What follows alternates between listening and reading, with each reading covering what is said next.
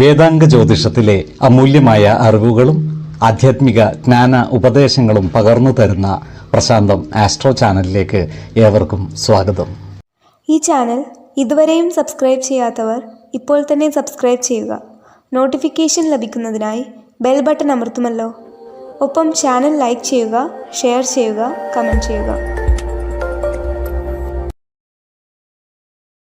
കൊല്ലവർഷം 1200 ആണ്ടിലെ മകര സംക്രമം പുണർദം നക്ഷത്രത്തിലാണ്.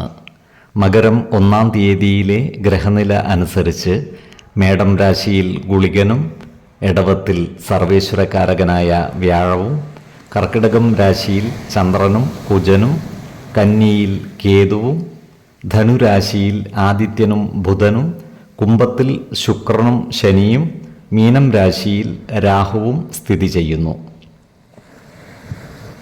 അത്തം നക്ഷത്രത്തിൽ ജനിച്ചവർക്ക് മകരമാസം ഗുണഫലങ്ങൾ കൂടിയിരിക്കും. ഈ നക്ഷത്രക്കാർക്ക് കർമ്മ മേഖലയിൽ കാര്യങ്ങൾ അനുകൂലമായിരിക്കും. ജോലിയിൽ ഉയർന്ന സ്ഥാനമാനങ്ങൾ ലഭിക്കുവാനുള്ള സാധ്യതകളും കാണുന്നുണ്ട്. ഇവർക്ക് വരുമാന വർധനവ് ഉണ്ടാകുന്നതുമാണ്. സഹപ്രവർത്തകരുടെ സഹായ സഹകരണങ്ങൾ നേടിയെടുക്കുവാൻ ഇവർക്ക് സാധിക്കുന്നതുമാണ്. സമയബന്ധിതമായി കാര്യങ്ങൾ ചെയ്തു തീർക്കുവാൻ ഇവർക്ക് സാധിക്കുന്നതാണ്. ഏർപ്പെടുന്ന കാര്യങ്ങളിൽ വിജയം വരിക്കുവാൻ ഇവർക്ക് കഴിയുന്നതാണ്.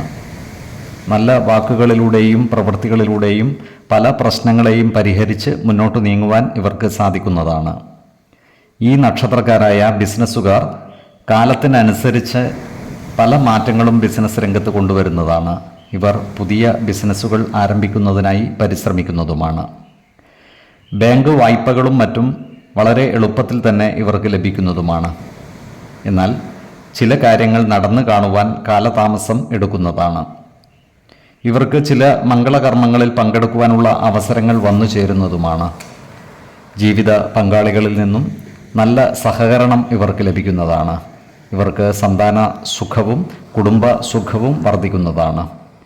ഇവരോട് ശത്രുതാ മനോഭാവത്തോടെ പെരുമാറുന്നവരുടെ എണ്ണം കൂടുമെങ്കിലും അവരുടെ മേൽ വിജയം വരിക്കുവാൻ ഇവർക്ക് സാധിക്കുന്നതാണ്.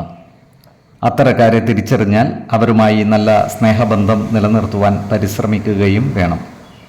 ഈ നക്ഷത്രക്കാരായ വിദ്യാർത്ഥികൾക്കും മറ്റു പഠിതാക്കൾക്കും കാര്യങ്ങൾ അനുകൂലമാണ്.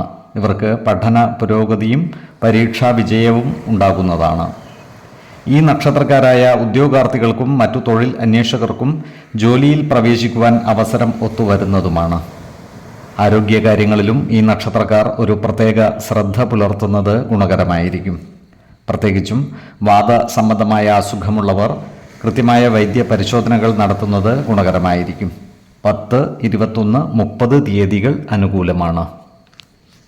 ഈ നക്ഷത്രക്കാർ ജനിച്ച സമയത്തെ അടിസ്ഥാനമാക്കിയുള്ള ജാതകത്തിലെ ലഗ്ന രാശിയുടെയും ലഗ്ന അധിപന്റെയും സ്ഥിതിയും ശുഭ പാപ ഭാവങ്ങളുടെ സ്ഥിതിയും ഓരോ രാശിയിലെയും ഗ്രഹങ്ങളുടെ സ്ഥിതിയും അനുസരിച്ച് ഇവരുടെ പൊതുഫലത്തിൽ ഏറ്റക്കുറച്ചിലുകൾ ഉണ്ടാകുവാനിടയുണ്ട്.